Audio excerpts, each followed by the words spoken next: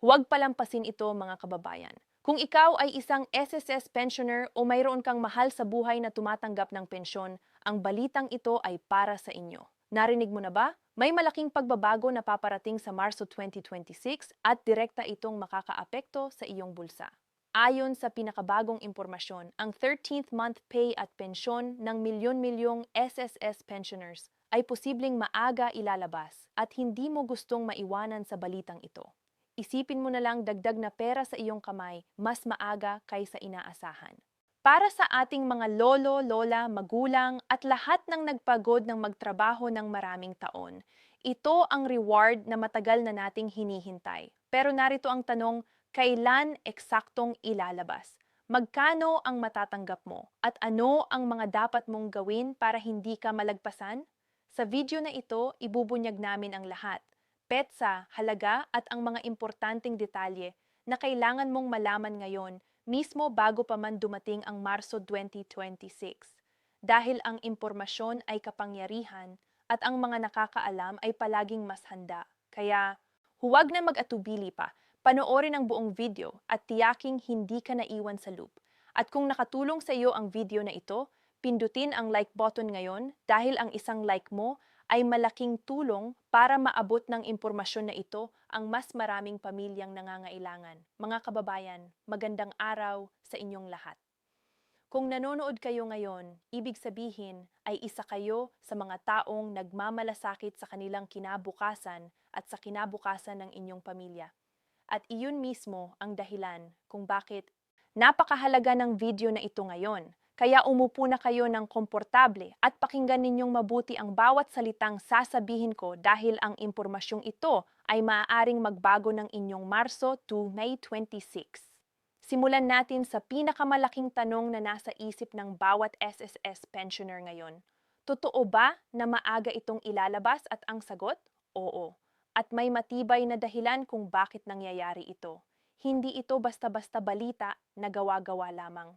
Ito ay nakabatay sa mga patakaran at tradisyon ng SSS na matagal nang isinasagawa para sa kapakanan ng bawat miyembro at pensioner. Kaya kung naririnig mo ito ngayon sa unang pagkakataon, maayos nandito tayo para tiyaking naiintindihan mo ang lahat ng detalye ng maayos at malinaw.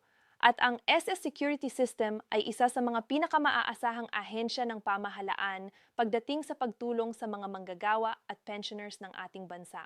Sa loob ng maraming dekada, patuloy nilang tinutupad ang kanilang pangako sa bawat miyembrong nagbabayad ng kanilang kontribusyon.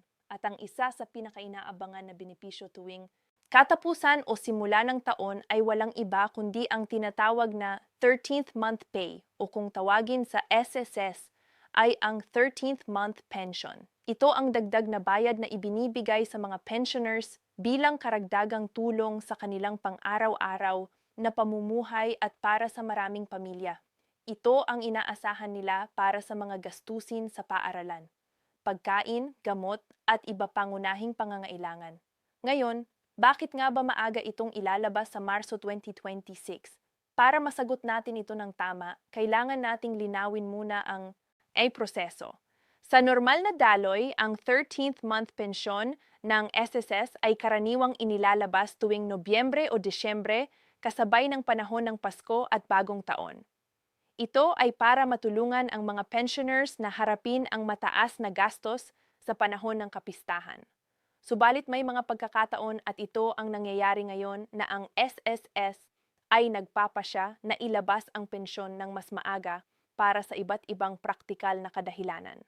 Kabilang dito ang pagpapabilis ng proseso ng pagbabayad, pag-aayos ng sistema o kaya naman ay bilang tugon sa mga kahilingan ng mga pensioners na nangangailangan ng mas maagang tulong pinansyal para sa Marso 2026.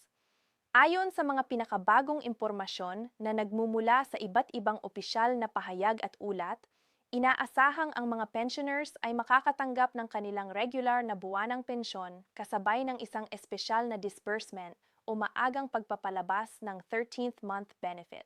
Ito ay isang malaking balita para sa libu-libong mga pamilya na umaasa sa benepisyong ito. At kung ikaw ay isa sa mga direktang apektado o mayroon kang kamag-anak na SSS pensioner, ang impormasyong ito ay dapat mong ibahagi agad-agad. Ngayon, Pag-usapan natin ang halaga. Gaano kalaki ang matatanggap ng bawat pensioner? Ang halaga ng 13th month pension ay nakabatay sa monthly pension amount ng bawat individual. Ibig sabihin, ang tatanggapin mo ay katumbas ng iyong buong isang buwang pensyon. Kung ang iyong buwan ng pensyon ay 500,000, ang iyong 13th month ay magiging 5,000 rin. Kung 10,000, 10,000. Ito ay hindi isang maliit na halaga, lalo na para sa mga pamilyang lubos na umaasa sa kanilang SSS pensyon bilang pangunahing pinagkukunan ng kabuhayan. Kaya maunawaan natin ang kahalagahan ng bawat pisong ito. Ito ay pawis at dugo ng ating mga mahal sa buhay na nagtrabaho ng maraming taon para matanggap ito. Ngunit narito ang isang bagay na maraming tao ang hindi alam. At ito ang dahilan kung bakit napakahalaga ng video na ito. Hindi lahat ng SSS pensioners ay otomatikong makakatanggap ng kanilang 13th month pension nang walang anumang problema. May mga kondisyon at likisito na dapat matupad para matiyak na maayos ang pagpapalabas ng iyong benepisyo. At kung hindi mo ito nalalaman, maaari kang malagpasan, maantala, o mas malala pa hindi matanggap ang iyong nararapat. Ang una at pinakamahalaga ay ang katayuan ng iyong SSS account. Dapat na aktibo at updated ang iyong account. Ibig sabihin, dapat ay nairehistro na ang lahat ng iyong impormasyon ng tama.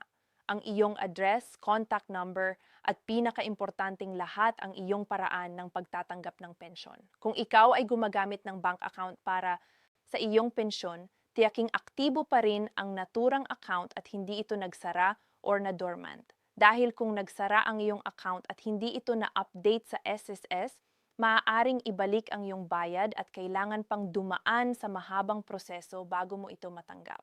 Pangalawa, tiyaking naka-enroll ka na sa SSS Pensioner Updates. Maraming pensioners ang hindi alam na may sistema na ang SS para sa digital notifications. Ibig sabihin, maaari kang makatanggap ng text, message, or email kapag may inilabas na bayad para sa'yo. Kung hindi ka pa naka-enroll dito, lubos na inirerekomenda na pumunta sa pinakamalapit na SSS branch o mag-register online sa MySS portal para ma-update ang iyong impormasyon at makakuha ng real-time notifications tungkol sa iyong account. Pangatlo, alamin kung anong paraan ng ginagamit mo para matanggap ang iyong pensyon. May tatlong pangunahing paraan. Ang Umidi card na may ATM function, ang bank account na nakalink sa SS, at ang cash card o e-wallet na kinikilala ng SSS tulad ng GCash or PayMaya. Bawat isa sa mga ito ay may kani-kanilang proseso ng verification at disbursement. Kung hindi updated ang iyong paraan ng pagbabayad, posibleng maantala ang iyong 13th month pension. Kaya ngayon pa lang, bago pa dumating ang Marso 2026, suriin mo na ang iyong account at tiyaking lahat ay tama at updated. Bukod dito, isang bagay na nais naming bigyang diin ay ang kahalagahan ng pensioner revalidation. Sa ilalim ng patakaran ng SS, ang mga pensioners ay panapanahong kailangang mag-validate o mag-present ng kanilang sarili para patunayan na sila ay buhay pa at aktibong tumatanggap ng kanilang benepisyo. Ito ay tinatawag na pensioner validation or liveness check.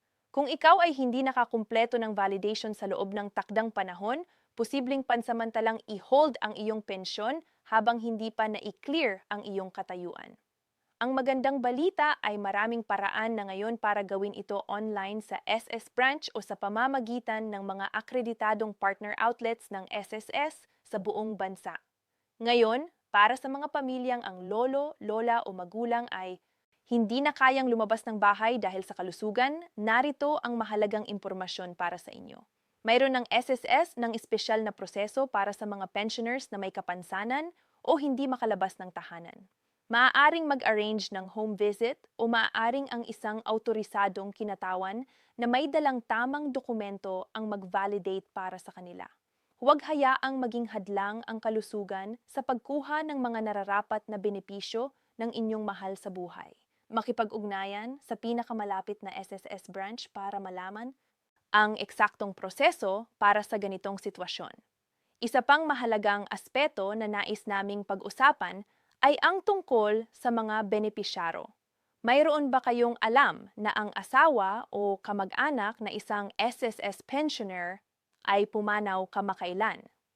Kung o napakahalaga na abisuhan ng SSS tungkol dito sa lalong madaling panahon. Bakit?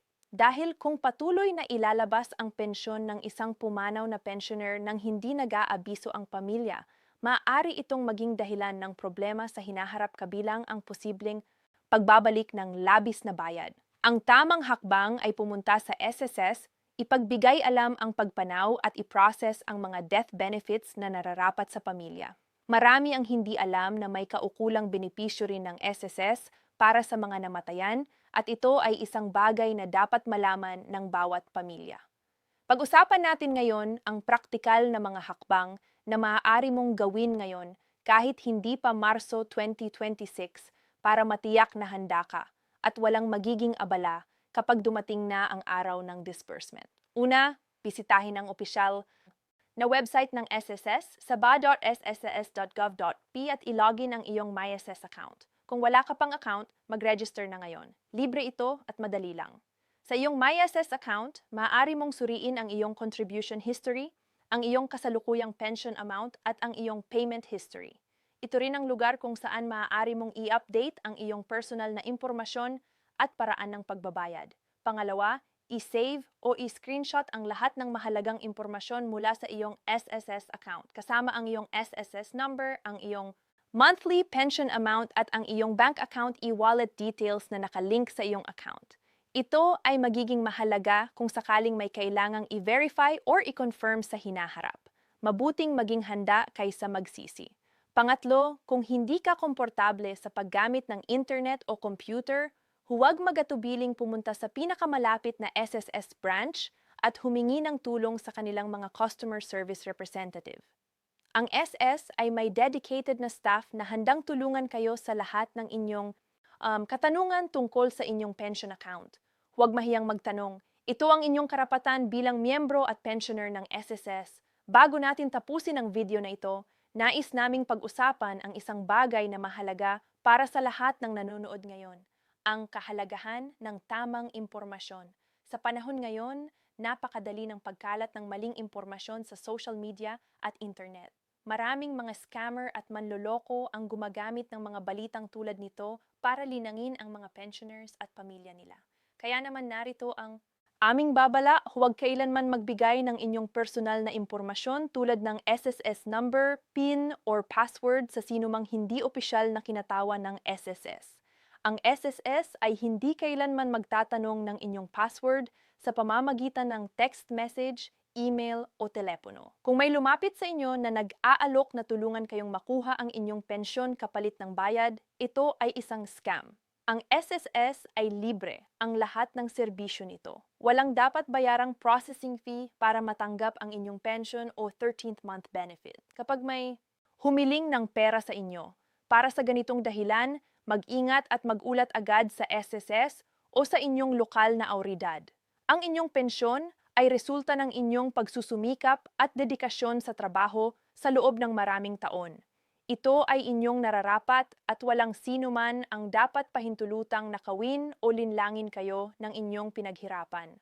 Protektahan ang inyong sarili at ang inyong pamilya sa pamamagitan ng pagkakaroon ng tamang kaalaman at pag-iingat sa lahat ng oras. Mga kababayan, ang Marso 2026 ay malapit na unlike ito ay isang napakahalaga na panahon para sa bawat SSS pensioner sa buong bansa.